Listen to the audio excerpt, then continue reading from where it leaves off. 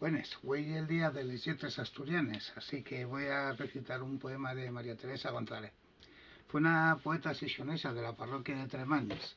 Nació en 1950, estudió en el Colegio de las Maravillas y con 13 años, al morrer la madre, irse al colegio para atender la casa y a los dos hermanos. Empezó a trabajar con 17 años en Cradi y hasta 1987. Los que la conocieron falen de una moza soñadora, solidaria y rebelde, dispuesta a participar en encierros de protesta como el encadenamiento en el Talgo o en leyes entidades bancarias. En el año 87 queda en el paro y reciclas en el sector sociosanitario. Trabajó en el Centro de Atención a Minusválidos Psíquicos, donde era una persona muy querida y reconocida por la Soya Bor.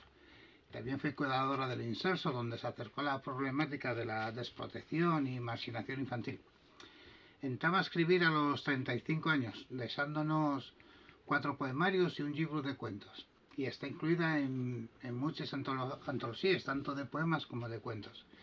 En 1995, tras una larga enfermedad, acabó la vida.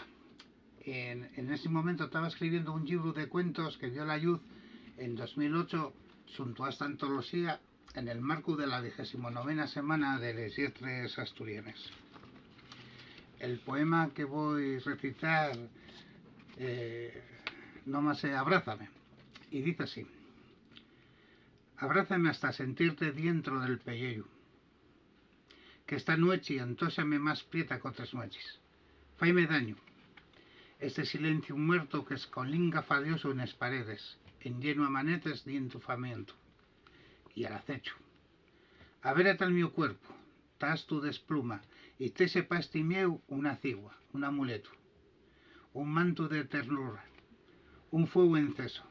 Amarra tal mi cuerpo, compañero, hasta que torne el alba, que mu fierto un guiño seliquín y zalamero.